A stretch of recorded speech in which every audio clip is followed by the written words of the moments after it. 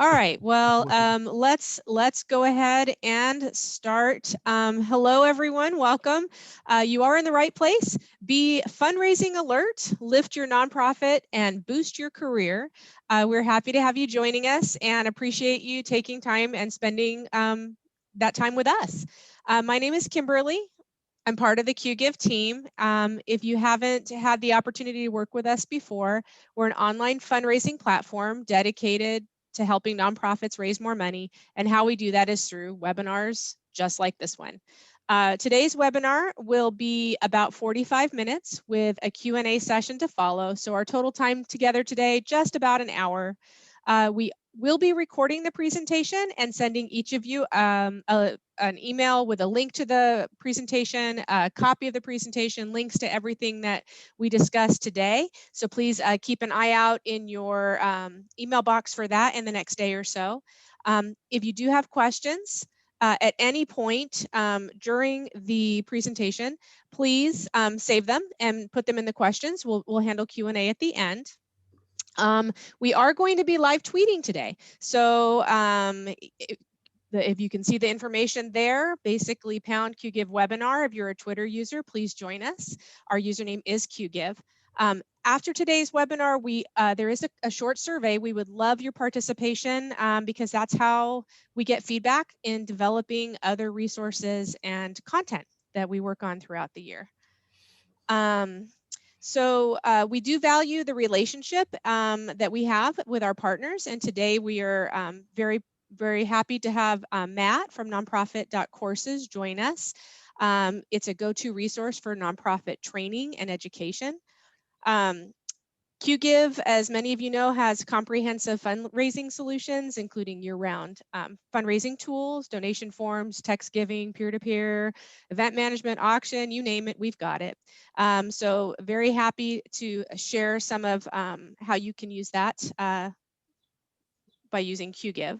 So without further ado, Matt, subject matter expert for today, CEO of nonprofit.courses, you take over. Well, thank you. And I'm really excited to be here. Oh, the first thing I need to point out here is, if you can see it, I don't know if they have the ability to see me, but yeah, I have my QGIve t-shirt on that they gave me. And I told Brendan I would do this here. I got my QGIve socks.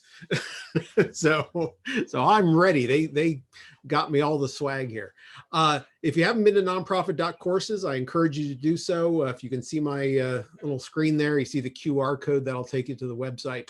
5,000 different educational pieces, mostly videos and mostly free, plus the biggest podcast collection for nonprofits, I think, on the web. I don't know, you can tell me. So what we're going to talk about today is something that is really important. And I think it's important because I've been in charitable gift fundraising. My paycheck jobs were in charitable gift fundraising. And I'll tell you, the one thing that really made the difference was people who didn't have development or fundraising in their title being supportive of the program. And that's what we're going to talk about today. It's Be Fundraising Alert, lift your nonprofit and boost your career. And so, yeah, there really is something in it for you that way. So why are we here? We're here to make you more valuable to your nonprofit.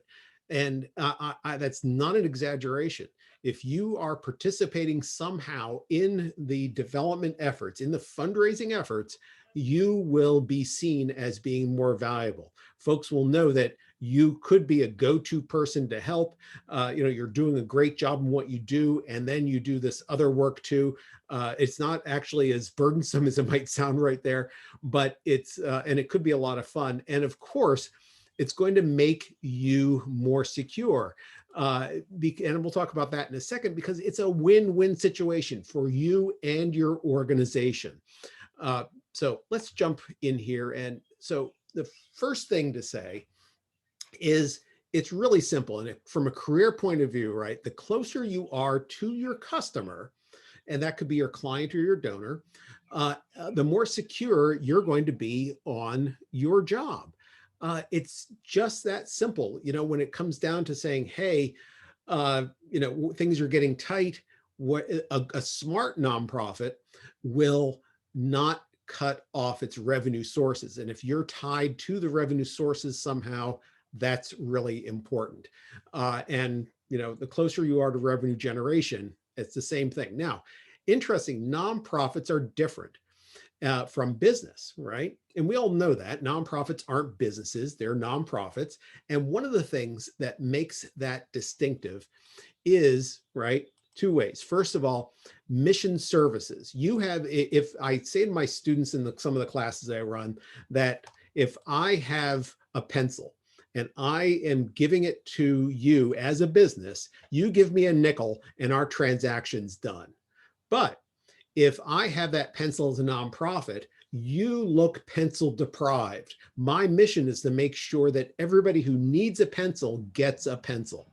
So I give you the pencil at a reduced price, maybe a penny, maybe I give it to you for free. And then I turn to somebody else, right, like Kimberly, and I say, hey, can you pay for that pencil?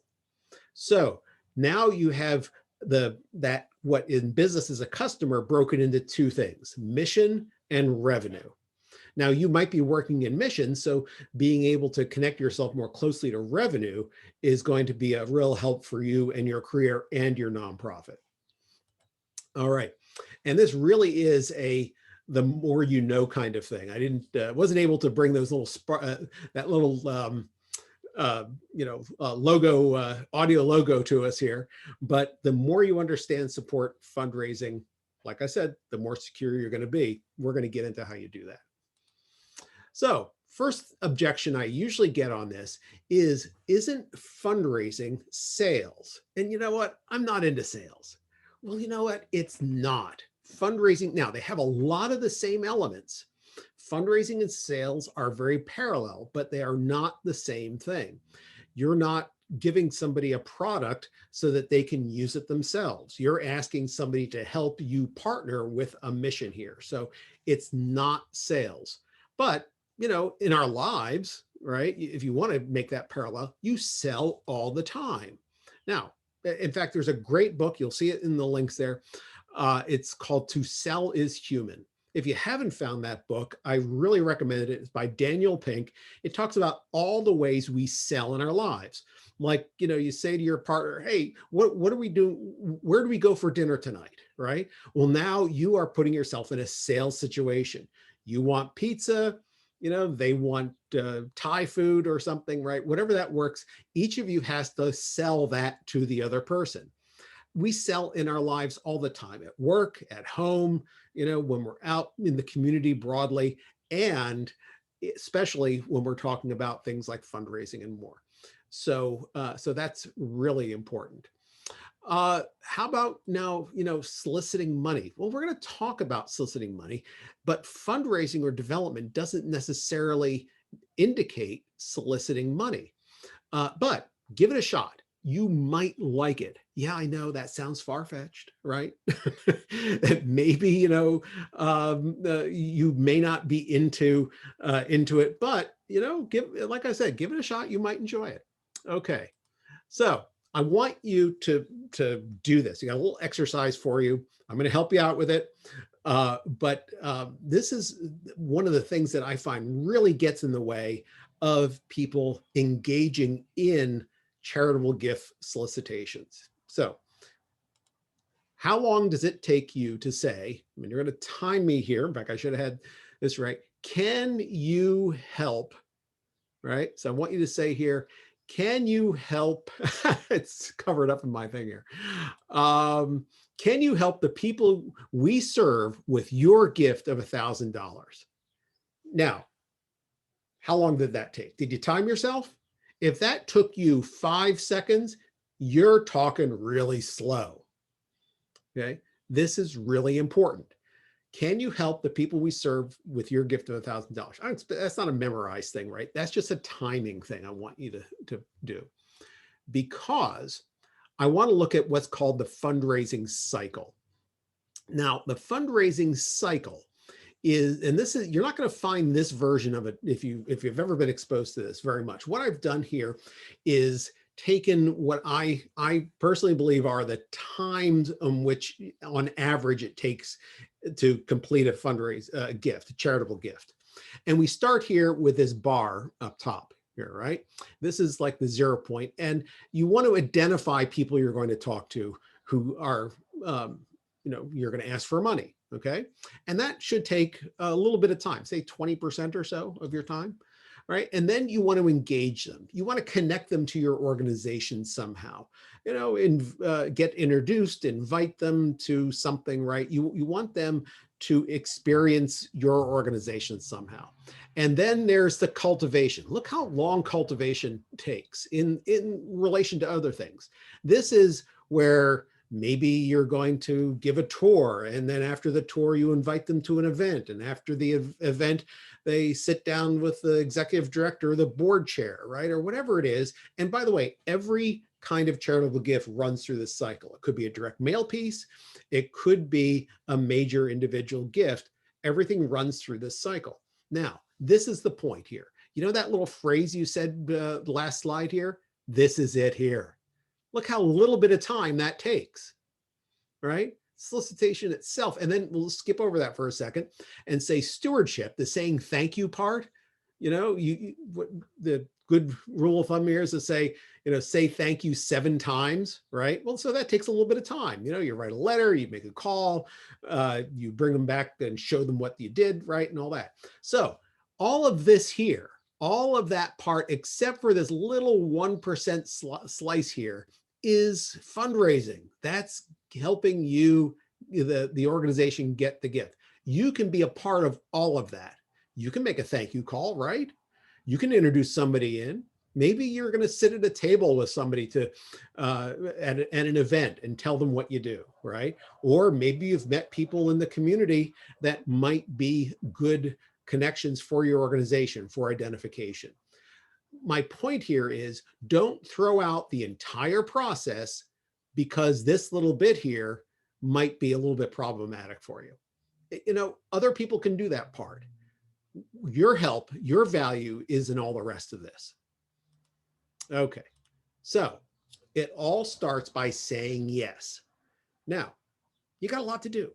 I know that, people know that, which actually makes your saying yes a lot more powerful, right? But think of it as a diversion. I mean, honestly, for people who don't have development or fundraising or advancement title in their job, this can be a lot of fun. It's something different to do. You meet a lot of interesting people. You do a lot of fun things. It's also a strategic career move. And so saying yes can open up a lot of doors for you by saying, yes, I want to participate in this. But it comes literally with a cost. You have to make your own gift. Now, I'm not suggesting that you have to make a gift of a certain amount. Whatever you feel comfortable with is just fine, not a problem, right? But you gotta be part of the game, you might say, to play. And why is this? Well, first of all, your donors, yeah, people will ask you, gee, did you make a gift, right? In fact, if one of the things that it's important to keep in mind is that people, like if you're getting into one of these major gift situations, right, nobody's expecting you to make a gift as much as they do, but they're expecting you to be able to do something that you feel is good for the cause, that shows that you're in. And honestly, it's empowering, because once you make your gift, you're saying, well, wait a minute now, if I can do this, other people can do this, right? And now we also run into this, well, I give my time, not my money. No, that doesn't work here, right? You got to give your money. You got to be part of this process. And then, well, I work for the organization, I don't make as much. Isn't that enough? No, you got to be part of the process. Again, it doesn't have to be a huge gift. It can be, if it's $25, it's $25. If it's 100, it's 100, whatever it is, parse it out $10 a month. There are a lot of payroll deduction plans that work that way. But the point is, you have to play. You do it. In this case, you have to pay to play. It's just how that kind of works. But you're going to find out you personally will get a lot more dividends out of this just by making that commitment. All right. I think it's important to talk about the difference between fundraising and development, because there's a lot of confusion here. So fundraising is asking for money. That's it. That's what fundraising is. And so now a lot of people will use these kind of interchangeably, right? But fundraising really is just asking for money, where development is building relationships, developing relationships. That's why they call it development. So you might be asking for money for, your child's school play or something. Now you're out fundraising. If you're developing relationships, and really doing for bigger gifts, then that's development. And, relationships lead to money and much more. And what do I mean by that? Because relationships are, yeah, you might get a charitable gift out of a relationship, but there's going to be other ways that that person can help you and help your organization by making connections for you in the community, by lending things, assets that they have that you may be able to use. I mean, no lie, if you talk to the right people, right? Oh, you need to bring somebody in from far away. Maybe they have, you'd be surprised who has access to aircraft, right? Or you want to take somebody out and show them something special, right? They will make assets available to you. So development is more than just the money. It is other things. Now, see this little arrow thing I have there, the scale. Think about this, that if you get like a direct mail piece or an email and you don't know the organization, right? Well, they're probably asking for a small gift and they don't have a relationship with you. But if you have a relationship with an organization, right, and you are committed to what they're doing and you know the people there and you love that mission of theirs, you're going to make a bigger gift. Whether that bigger gift is, maybe you're going to typically make a $10 gift, but you say, I love you so much, I'm going to make a $100 gift, right? This is the scale here really is, it's there, it's meaningful, because the less relationship you have with somebody, the smaller the gift you're going to get, the deeper relationship, the larger the gift. And so your job is to help build these relationships for your organization. That's key. That's where you can be the most help. All right. So your efforts, like I said, building relationships, you're going to be noticed. People are going to say, wow, here's Frank out there really working to help us. He took that call from that donor. There's Sally out there. She's doing she gave that tour, right? People are going to notice, yeah, you're playing this part of this game. You're a donor, but also you're supporting it with your building relationships. They're going to lead to sustainability of your organization, right? Because honestly, what is it? It's no money, no mission, no mission, no money, right? And so if you have no money, you're not going to be able to carry out your mission, and your ability to help make that, come in, bring in that money is going to get your mission going here. And of course, that will lead to a little bit more security in your job, because people will see that you are part of this. And when they go down and look and say, gee, where do we need to trim? You may not be there, but even if you are, you can go to your next job and say, I was part of this program. I know what this process is all about. And that's really huge. So you are a natural. Yeah, you really are, because every person has their natural fundraising style. Everybody. And you can be successful in your own way. Friend of mine, a good friend of mine, who is very much well regarded in the fundraising community, a fellow named Bob Fogel, is a Myers-Briggs expert, if you know the evaluation program. And he has actually determined that there are certain kinds of Myers-Briggs personality types that fit with certain kinds of fundraising. And I think every personality type has its own fundraising type. I should actually get those charts from him. But it's really fascinating to see how that works. So let's talk about how you can do this. Well, you got all these talents, right? Maybe you can write material explaining your mission, give tours, identify people. Remember that cycle I showed you, right? Well, here is, this is part of cultivation, right? Explaining your mission, giving tours is cultivation, identification, right? Run events, Okay, that's huge. That's events are both cultivation and solicitation. So make sure that, I mean, that can nail a couple of places depending on the person coming in the door. For some people, it's going to be, yeah, they're paying $100 for a ticket, but they can do a lot more for you. Then it's kind of cultivation. For other people, that is what they're going to give this year, and that's solicitation. Attend an event. Make sure that you can go to that event and sit at the table and say the great things that you are doing on behalf of your mission. That's a great way to be helpful. Make a thank you call. That's a huge stewardship move.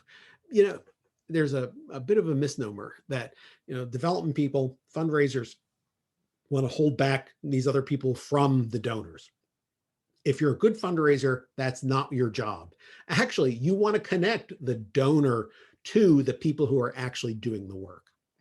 And if you're actually doing the work, then they want to hear from you. They love the person who is the executive director, the development officer, good, fine people, upstanding, ethical, right? But they don't want to hear from them, right? They want to hear from the people who are actually on the ground. And if that's you, you're really valuable that way.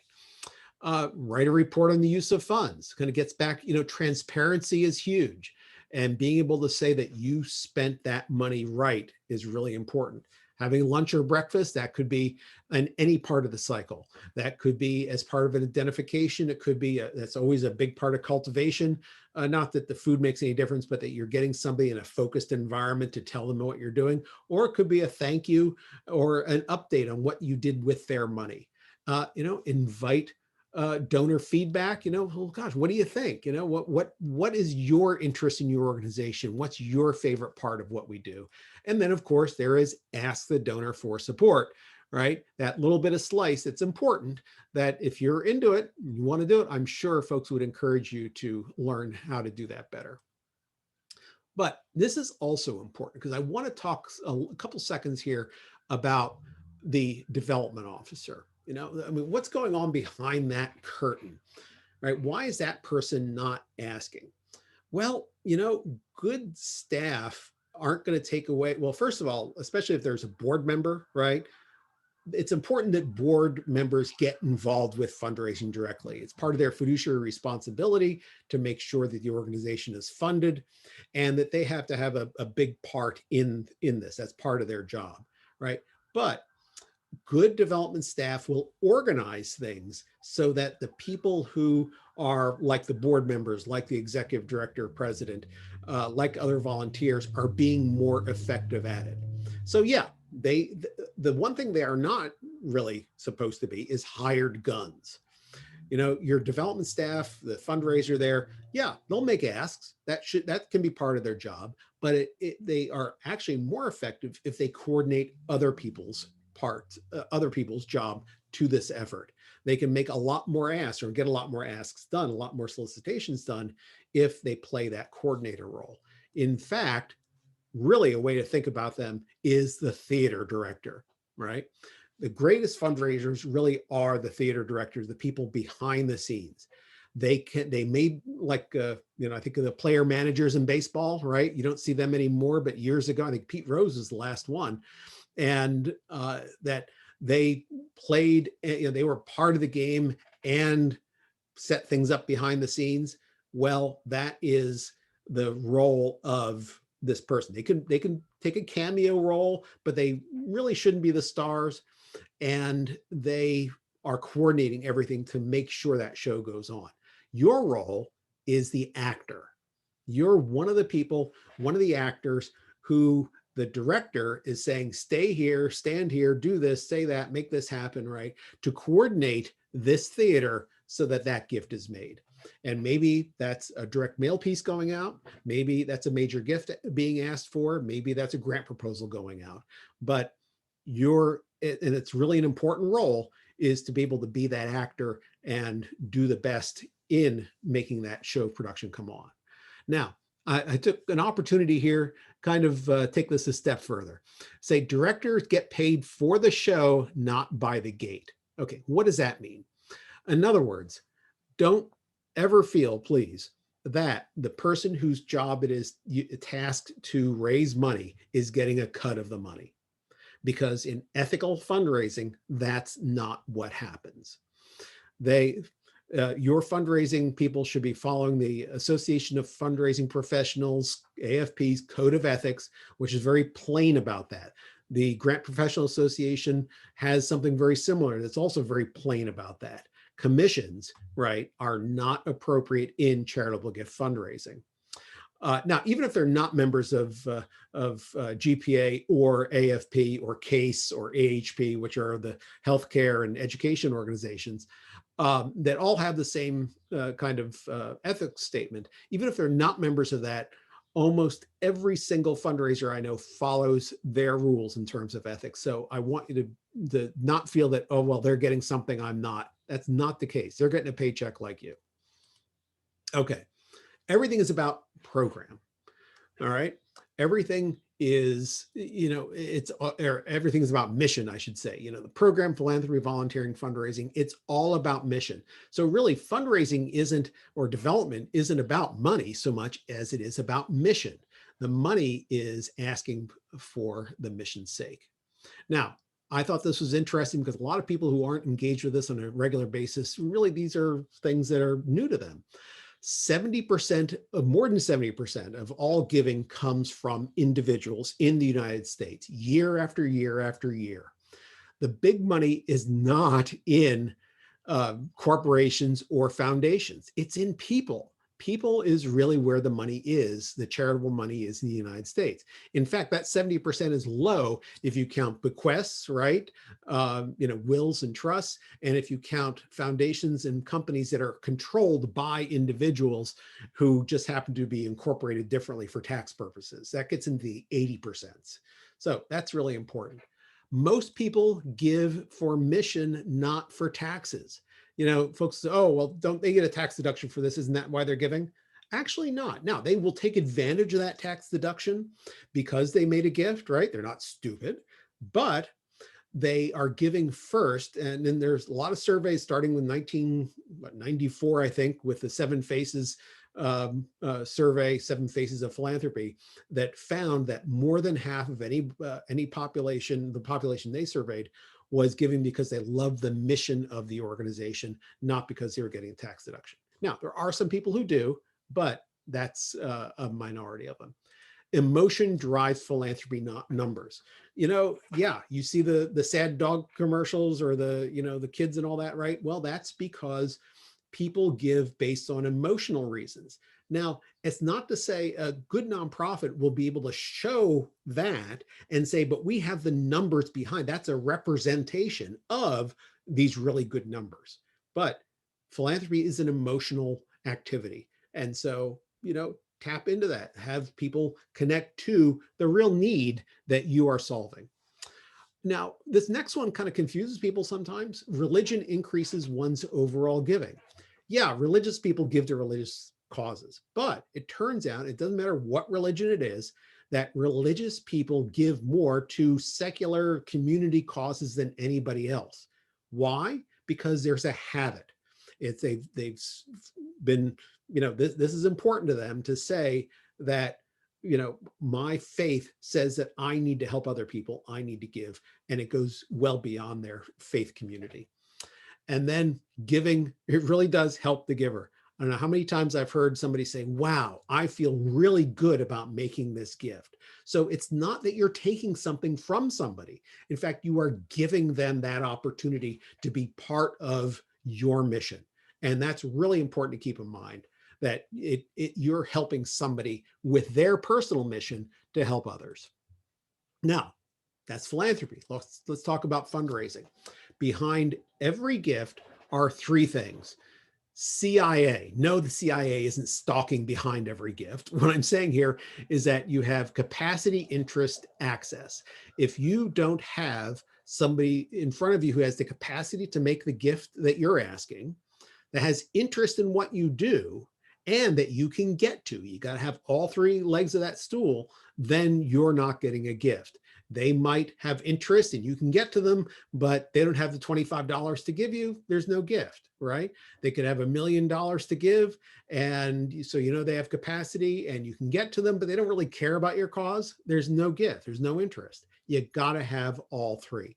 And actually the place to start is interest, because if they love you, then their propensity is to give more than they might normally give.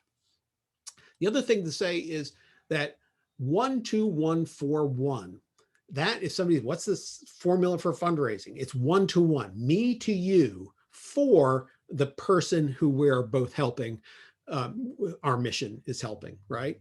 So it's 1 to 1. The good solicitation is me to you for that one person, that exemplar of our mission. And that makes that's not begging then. That's another thing people, kind of get rolled up into. Well, isn't this begging? No, because begging is 1 to 1 for me, right? Begging is saying I'm doing this for me. No, you're not doing it for you. We are doing it for that person who needs our help. We're partnering for that person. Another reason to make your own gift, because that you're able to much more powerfully say 1 to 1, me to you, for that other person. I've had bosses say this to me years gone by, and it's true then as it is today. Never say no for somebody. Quick story. A woman who we ran a staff campaign. First, the question was, are we going to run a staff campaign? The answer we came down to was yes. And one of our admins, our secretaries, we called them at the time, made a pretty substantial gift. And, she wanted to. And this was like, nobody, believe me, no pressure. And the reason why was because she said her daughter would still be waitressing in a cafe in the college town I worked in, but now she had a PhD in biochemistry from a major Midwestern university. And because she was able to send her daughter to school at our school for a much reduced cost, she felt so grateful. She made a charitable gift to that campaign. And it was really tremendous. She felt so strongly about that. So you never know. You have to treat somebody with dignity and let them say no for themselves. Don't say, oh, no, they're not going to do that. You just don't know what their life experience is.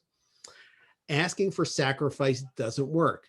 The latte you could have today will feed 10 children tomorrow. No. Even if that could be true, which I kind of doubt, is that if people just push back, oh, I'm not going to give up anything to do this. You want them to be positive about giving, not connected to a negative experience. And that's really important. And then, this last one is kind of like one of these hit the side of your head things, right? Nearly all giving comes from asking. In other words, people aren't just going to do this themselves. Yeah, a few people will, right? But they're probably not giving as much as they could. But if you got to ask, it just happens that way, that one way or another, you have to say those words, will you help us? And then people respond, because the number one reason people don't give is because they weren't asked. You got to ask. So how does this help your nonprofit? Well, donors want to hear from the people who do the work. We talked about this, right? This is important to connect them with what you do as your mission. I can tell you all sorts of stories where, somebody who is actually in the trenches doing the work, or better yet, if it's appropriate, if it's, the thing you can do, and a lot of times you can't, connect them to have them talk to a real beneficiary, somebody who's getting the benefit of your mission, right? That's even better. But if you can tell them about what you're doing and how you are making their charitable gift meaningful, that's huge. As an expert, you lend credibility, right, to the mission of the nonprofit. So if you have a mission role, you're this expert, you are going to be the person who is going to say, yeah, we're doing it right because of this. I have studied this, I have this experience, this is why we're doing this. I like to tell the folks I work with that, that they may not be experts in what you do, but they're intelligent. And so you need to talk to them like they are intelligent experts, and I'm sure you do. And they will say, yeah, I can see why you take this approach or what that is. And they'll get into the mission much more. And then, of course, one of the big things is your help helps the fundraisers do more fundraising, because, you get 20 people in a room. Now suddenly that person's effectiveness is multiplied and more money is going to come in the door. So it's really important to be helpful that way, so that the person who is tasked with that job will be able to go to 2 or 3 or 4 or 5 other people to do this, and not just one at a time and be much more slow. You help the whole organization that way. All right. How does this help you? It really can empower people. You get advocates for your part of your mission. I've seen this a lot, where somebody who meets with a donor and the donor kind of connects with them, right? And then when it comes to something happening, say, hey, you get an advocate. I mean, let's face it, there is internal politics in any nonprofit. Really? Yes, we know there is. And so you get an advocate for that when your area gets exposure. I'm talking about the people who are, donating. You meet some really interesting people. I can't emphasize this enough. There are times I have felt like Forrest Gump when I go and I have talked to people who are charitable donors to an organization, that you hear some very interesting stories. You connect with people you may never have had the chance to connect with, not because they're making a lot of money or doing anything that way, but because they have interesting lives, and they have a passion for what you do. You find something in common, and yeah, it's really cool. I've always enjoyed that part of the work. And then your experience, like we said before, will make you more valuable in the organization, because you know how the fundraising operations work, or at least are willing to support them, not just in your words, but with your actions and even your gift. And people come to appreciate that a lot, especially the folks in the development office, to have allies out there among the organization as a whole, and you can help build trust for them so that they are, being more effective. And honestly, and that'll help them stick around longer too, because one of the things that is often overlooked is that the longer somebody in fundraising with a fundraising job stays in a job, the more effective they are. So that your support of them and of that office will keep people around longer and make them more effective and make them able to raise more money for your mission. And that's huge.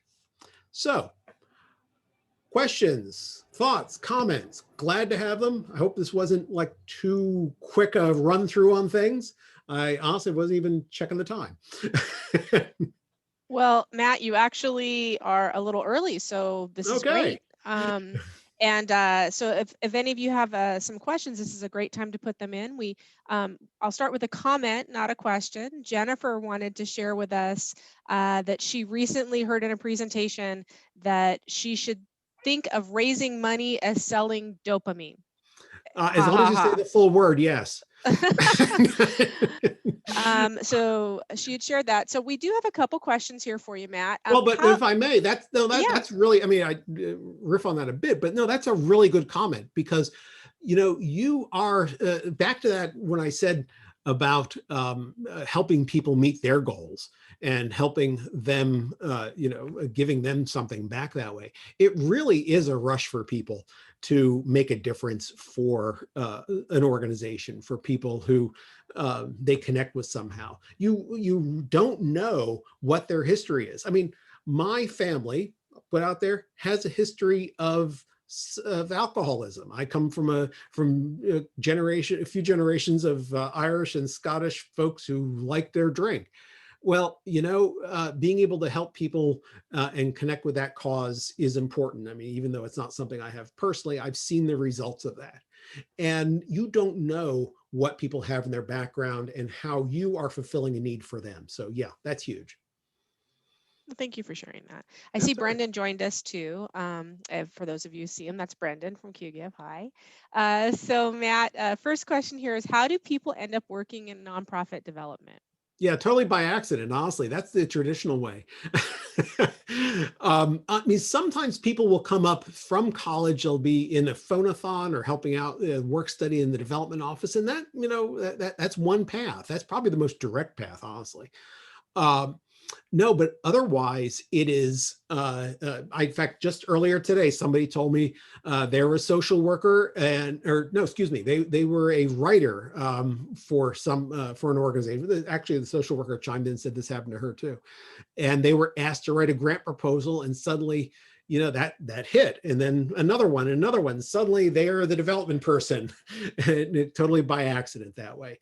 So that happens, where if you follow this path where you're helping out and then you find you like it, people will engage you into this and you will connect into that world. One of the nice things about this work is that not only are there a lot of different ways of getting into it, right? Like there's direct mail, and there's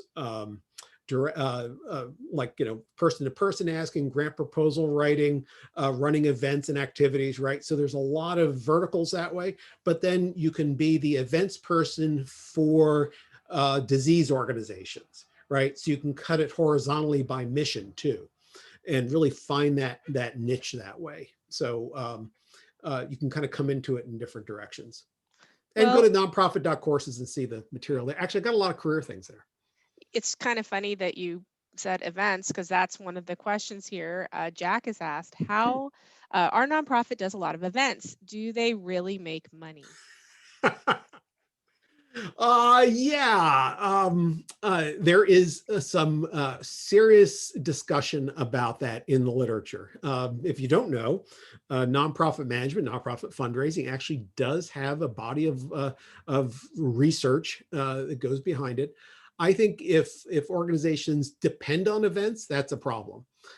If they do one or two good hallmark events that raises awareness, that's kind of a too well trod a phrase, but that gives them visibility and they do much better than breaking even, yeah, do it, right? But you have to be careful with events. You can become, as a friend of mine will say, addicted to them, and that can be an issue for the nonprofit. Because, well, I mean, I just think if you were addicted to events in 2019, you are out of luck sitting here today. We learned that lesson, right? Well, unless you got hooked on virtual events. Well, right. Unless you could have made that transition into virtual events. Yeah, for sure. Right. So this is kind of in the same line. If so much money comes from people, then why write grants? Yeah, because of two things. First of all, people are intimidating. There is a psychological power differential there that folks feel that you may not admit it either consciously or unconsciously, but you're looking at somebody and saying, gosh, this person has a lot of money. I don't travel in their circles. I can't possibly ask them. There's a fear factor there.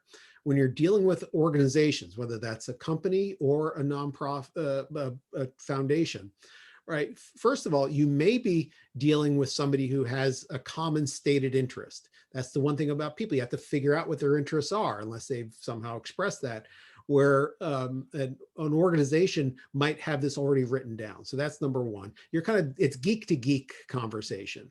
They're not giving away their money personally. They're giving away the organization's money. You're not asking for yourself personally. You're asking for the organization and the mission recipient. So you're kind of agents in that respect. So it kind of levels that off a little more for you. I think it's all about, but the one reason why you do want to go for them is because it's an endorsement. So having a foundation behind you, particularly even a company, it's like, yeah, they're recognized in the community, and you can raise the flag and say, hey, that foundation is the best. We got that good housekeeping seal from them because they supported us. That's an important reason to go to them. But remember, 70% is on the other side.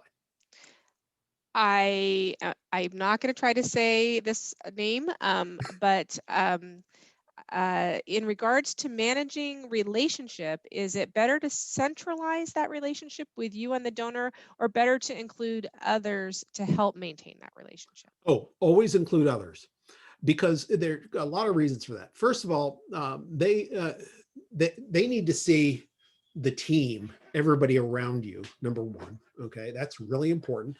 Number two, as a fundraiser, and one of the differences between sales and fundraising is that, if the insurance salesman leaves today, they often will take their book of business with them to the next organization, the next insurance company they're working with, right? That's not only unethical, but really unpractical in fundraising, because maybe they're working for Cancer Society and the next day they're working for Heart Association. Well, those people aren't interested in heart problems, they're interested in cancer. So it doesn't work very well either. But you represent the organization, and they should have connections within the organization around you, not just you as a one-to-one person. Now, if you follow a technique developed in the, I think, 1980s or late 70s called moves management, there is a prime. There is the one person who is kind of the coordinator, that theater director, that will set up these relationships and make sure that these things happen, and that person keeps tabs on the progress, kind of like in a CRM-esque way, right? But no, always distribute those relationships around so that person gets a better sense of who you are as an organization, and it's not kind of a cult of personality thing. Well, thank you. I hope that answers your question there. Idella has said, what do you think about buying a mailing list for a letter campaign? Yeah, okay, good news, bad news there. The good news is, if you are willing to stick with it over time, that will pay off. However, never expect, that is not a once and done thing. And the reason I say that is because first of all, you're not going to buy it, you're going to rent it. Few places are actually going to sell you that list to have on a permanent basis. So you're going to rent this list. And now if you rent 1,000 names, and let's say you get 10 to give you money, right? Now you're going to own those names in your database. And now so now you've spent, I don't know, $1,000 and you've made, $100 or something. So it's going to be a losing process in the beginning. The value of that is the next time you mail to those 10 people, maybe you're only going to get 5 of them, but maybe you'll get $500 out of those 5 people. And the next time again, maybe you get 3 of them, but now you're going to get another $500. So it's not till the 3rd or 4th or 5th mailing from these people that you're actually going to get some traction on it and actually make a profit. So it's good, but you have to be able to invest them, want to, and have the institutional, grit to invest money over time to build that up. Because otherwise somebody's going to come in, and I've actually seen this, where they say, why are you doing that? You're spending so much money. That's not paying off fast enough. Out. Not only is the mailing list and the program out, but you're out because they didn't understand the concept and didn't have the patience for it. Gotcha. Well, I hope that helps you, Adela. Michelle is saying, suggestions on what to add to a proposal to your CEO to create a development fundraising position. Well, you can wave bills in front of them and say, hey, you want some of this? Yeah, you have to, it's almost like a business plan approach. You need to look at what the return on investment is. And a lot of folks will say, well, that there's not a good return on investment on this because it doesn't ramp up fast enough. There's a lot of impatience for fundraisers to raise money faster and to have more money there. So I would suggest you are going to ease into it with some successes. I think one of the best ways of doing that is making your executive director successful at it and having them feel like, wow, I need help with this. Having them make connections out there in the community and set that person up with 1 or 2, like, hey, we can do this now. Maybe I need to look at making more of a structured program this way. This is one of these things where it needs almost to come from the top down in terms of that, because you might see that need, but remember, that person, chances are, just talking about statistics here, chances are that they are expert in your mission. whatever it is. They were the best social worker, the best environmental person, the best educator, right? They didn't come into their job thinking, "Ooh, I want to do fundraising," right? And so that presents a problem that you have to get them beyond to say that, yes, this isn't as scary. This is, and you're not trying to be, demeaning, but everybody is, right? We'll go back to that chart I showed, right? And to give them success so that they feel like, yeah, they can do this, and I need some help to make this happen. Okay. We have another question. On the slide that mentioned fundraising style, from Yeah. your experience, what is a good number for donors to come and see the program throughout the fiscal year? Is it better to do one or two big events or spread them out throughout the year? Oh, I am, you know, yeah, I would say if given that choice, I would do a bunch of small events. And not even, I'd say small events. I mean, if you have a place you can get them in, like some sort of facility with a footprint that you can, that clients might be there, somebody can give tours, that's great. But if it comes down to doing small dinner parties through the year where somebody kind of tells the story that way, that's good too. The closer that interaction you get, that personal interaction, the better off you are. I mean, I have to confess, I'm not the person to run an event for you. And I know events are like, a lot of people are into it, and God bless them. But I always see bigger events as a way to get to smaller, more intimate relationships. Even if an event breaks even, if you have developed through that event and preparing for the event, and then more importantly, after the event, it will leverage that to get to those small, intimate relationships where you can ask for bigger money. Now that event pays off. But if I were to get that choice, a lot of small events, a couple big events, go for the small ones, build those closer relationships. Good answer. A couple more. We have time for them. What should Hmm. our board do for fundraising? Help. Help. Really, they should be part of it. What should they do for fundraising? Number one, make their own gift. It is, I don't say criminal, but I mean, it should be in their job description to make their own gift. Number one. Number two, go through the cycle, right? Identify other people who can make gifts to your cause, who in their network has an affinity for your mission, and that they can, connect into you and be helpful then in the cultivation stage and engagement stage about bringing them in. Those are huge. If that's all they do, make their own gift and then get them to build relationships with your organization, I mean, you're doing good. If you can get them to help solicit that gift, home run, right? But just at least get them engaged in the process so that they feel ownership of what you're doing and are making a meaningful contribution. Because this organization, whatever organization is not yours as far as staff, executive director, fundraisers go. It belongs to them.